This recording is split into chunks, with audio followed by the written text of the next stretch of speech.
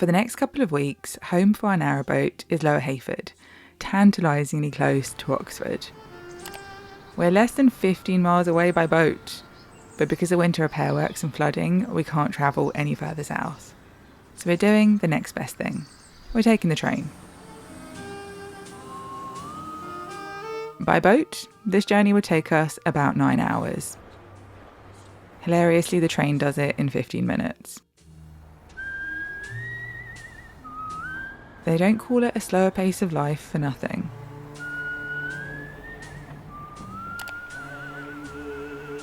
We're in Oxford. What are we doing here? We're here to see a gig.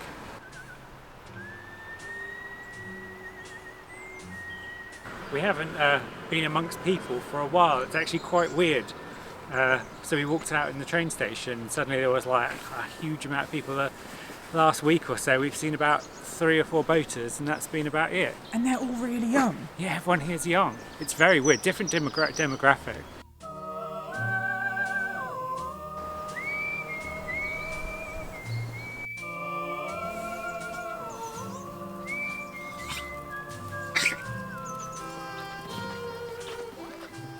So because we're boaters, the first thing that we've done when we got to Oxford is come and check out the boat area, the canal, because ideally we wanted to get here on the boat, but it doesn't look like it's going to be possible this time because of the streams and the red warnings and the flooding and all of that kind of thing. We at least want to have a look at it and see what it looks like, so that next time we know what it's like.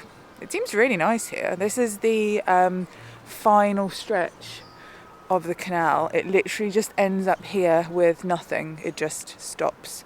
There's not even a winding hole at the end, so you have to basically go all the way down and you can moor right at the end for 2 days, and then you have to reverse all the way back along this stretch past these long-term moorings, and then you can go back out. But we'll go and have a look. I think it's Isis Lock just there, so we'll go and have a look at that. There are bikes everywhere.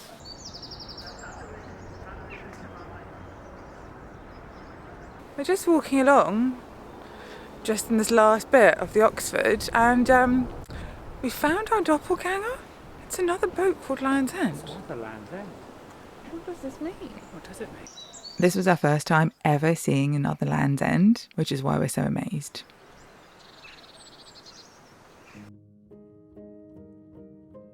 We got chatting to a lovely lady on the long-term moorings here for ages. It was really nice.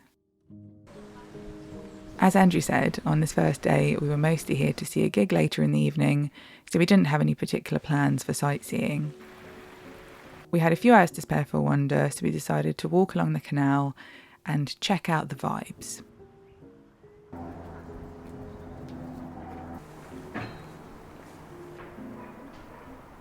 Oxford is a bit unusual from a boating perspective, because I've heard quite a lot of negative things about it, which always kind of confused me because the city is obviously so beautiful. But a lot of boaters don't have much good to say about the canal side of it. Whenever we go to new places by boat, I always do loads of research on what the moorings are like, and it's really helpful to hear people's first-hand experiences. It can give you a lot of really good intel, and I'm always so grateful when people share their knowledge. It's incredibly useful.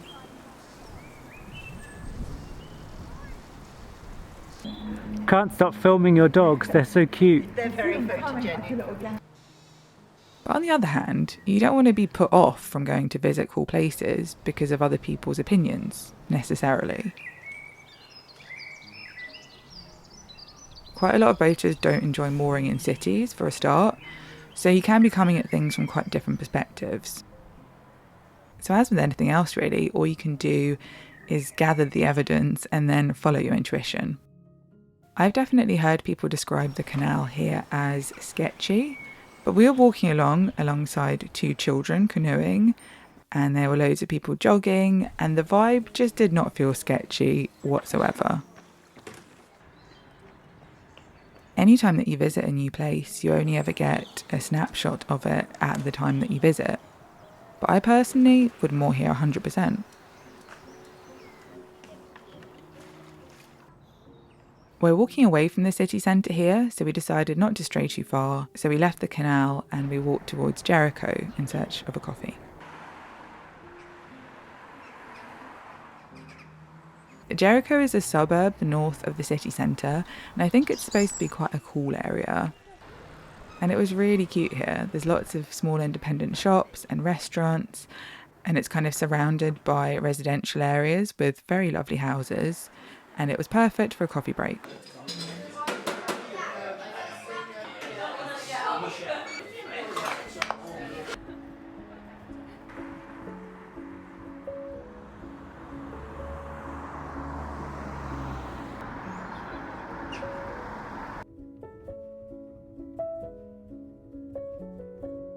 If you like taking pictures of bikes, you'll love Oxford.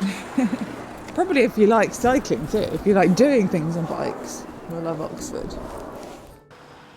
At this point we felt like we had somewhat acclimatised to the people density. It's like coming up in a submarine, you know, you don't want to rise too quickly. But once we were caffeinated, we were ready to head into Oxford proper and face the crowds. It is kind of wild how quickly you get used to being in much quieter places. We hadn't really been in cities for months, so it was kind of jarring, but also really exciting to have so much to look at. Being a university city, it does feel quite alive and quite vibrant, I think, because of that. And going from a very rural village surrounding, it felt quite overwhelming, but in a good way. Also, I don't want to make people who live in the countryside sound like weird shut-ins or anything. I'm literally just talking about us. I'm sure most people in villages are quite normal and go seamlessly between town and country. I think this might just be an introvert thing.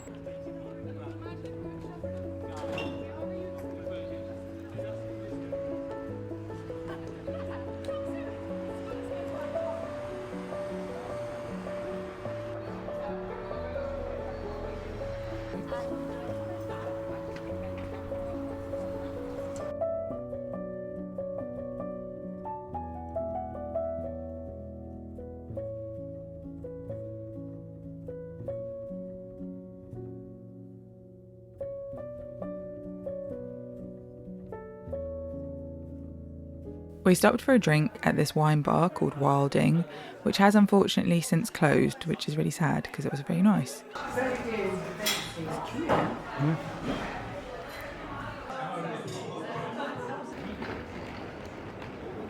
The venue for the gig was this cafe community event space where they have gigs, but also life drawing and poetry readings. Always great to see a thriving community arts venue. We were here to see Secret Rivals, who are an indie band from Oxford who Andrew really likes, and they just got back together after a 10-year hiatus. So it was very serendipitous that we were near Oxford when they were playing. We had such a nice evening, and then we headed back home on the train, back to the village. Very pleased with this commute. Not all villages are this well connected, let me tell you. This is a major public transport win.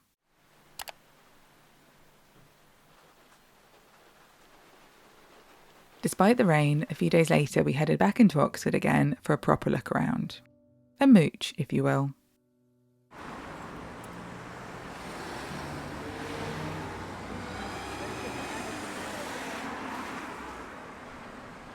One of my Instagram friends who lives in Oxford sent me a list of places to check out while we were here, which was absolutely perfect. I usually love planning trips and doing all the research and where to go and what to do. But you may remember that back on the boat, the internet was absolutely useless, so I couldn't research anything. And it was actually super nice to have someone's recommendations in hand and then to just meander and see how the day unfolded. Architecturally, Oxford is so beautiful. Everywhere you look, there are the most incredible historical buildings.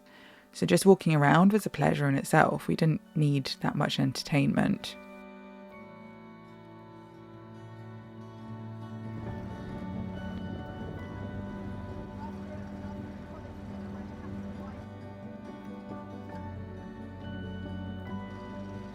But I couldn't turn down a quick look in some bookshops. I am not made of stone.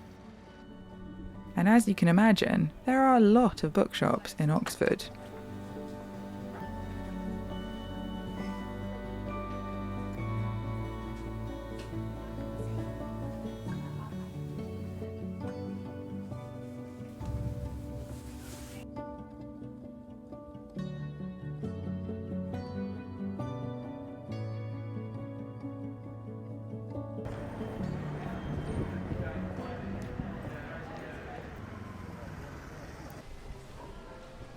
Objects of Use calls itself a modern-day hardware store. It's exceptionally well curated. It kind of felt like a shoppable museum of ideal household objects. Everything here is beautiful and useful. This kind of shop always makes me imagine that I could be an entirely different, more together kind of person if I simply purchased the right small handmade Japanese brush. Also, anything that you already own that you see for sale in here is obviously confirmation of your incredible taste, so that's really satisfying.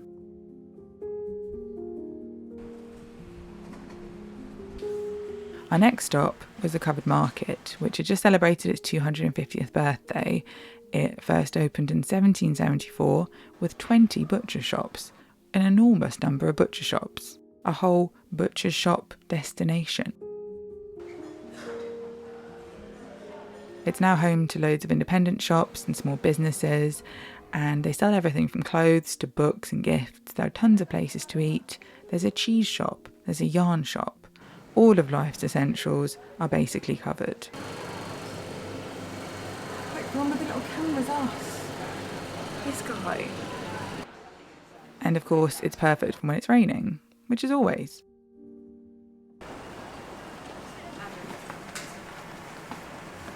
Of course, I loved this shop. It's called Scriptum. They had an incredible range of everything stationery related. So beautifully presented, immaculate vibes. Obviously, shops like this are very dangerous because it's quite easy to get carried away.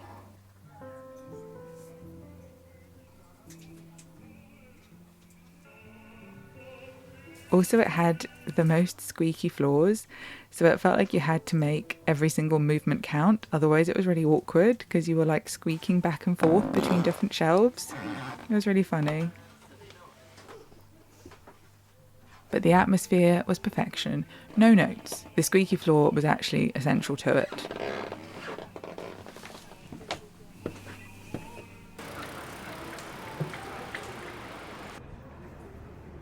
I also love this shop called Arcadia, which is a kind of whimsical Victorian aesthetic, quirky items kind of shop.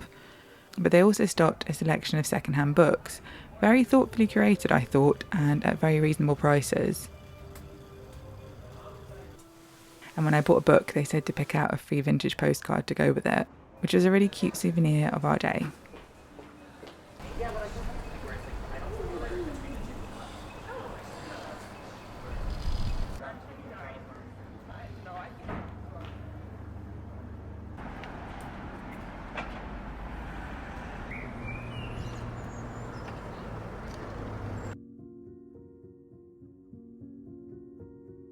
We looped back towards Jericho again because the last bookshop was on my list. They've got new and secondhand books arranged in a slightly ramshackle layout, which is exactly what you want from a bookshop. I want to dig. I want to find gems. I want to find something I didn't even know I was looking for. This was exactly that kind of shop. Covered Market.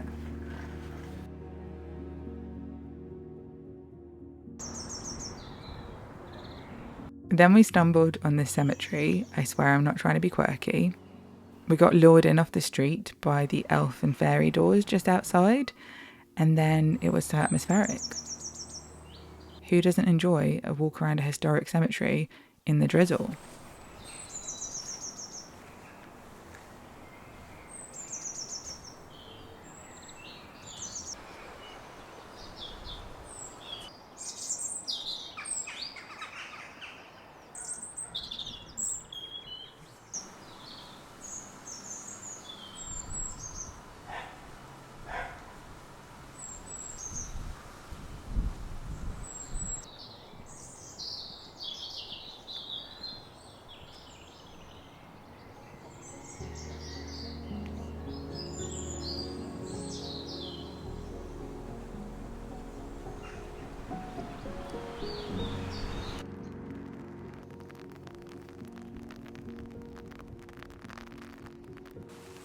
We kind of roamed around for a bit without a particular destination, and then we found ourselves at the canal again. Jericho, look, they've got Tesco value bags. They do.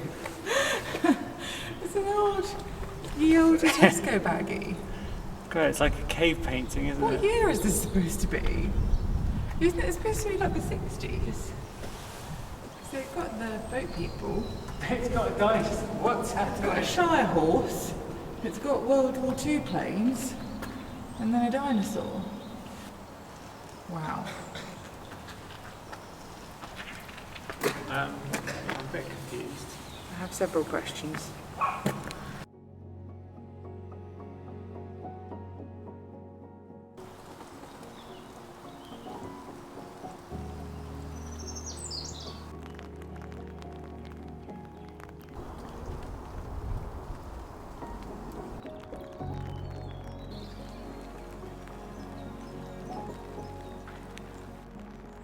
The canal skirts around the edges of the city, so there's a real contrast between the busy streets and the towpath where it feels like life is moving at a much slower pace.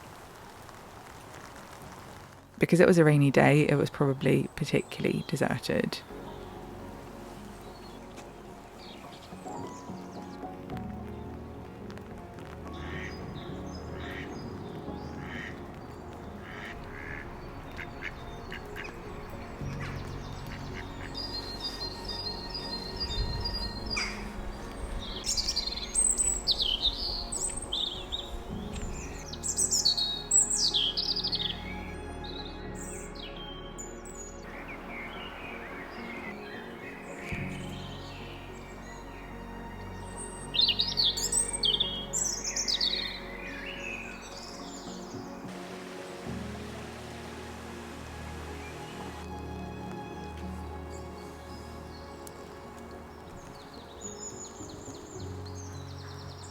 This is the lock that takes you off the canal and onto the River Thames.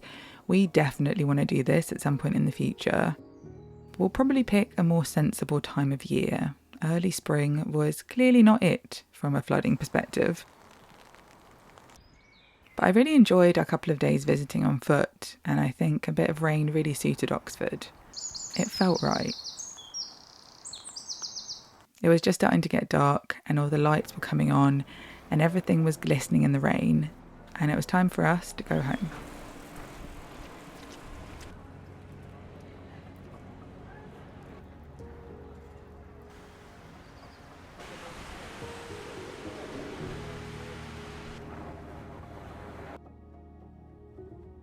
We retraced our steps to the train station and headed back.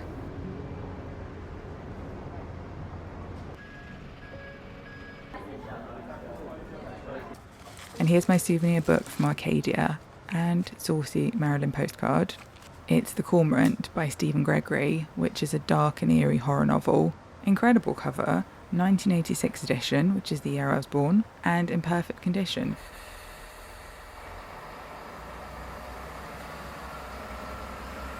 Thanks so much for watching and for joining us in Oxford. I hope you had a nice time. Thank you to my patrons on Patreon. That is a tongue twister, but I appreciate you guys so much. Thank you.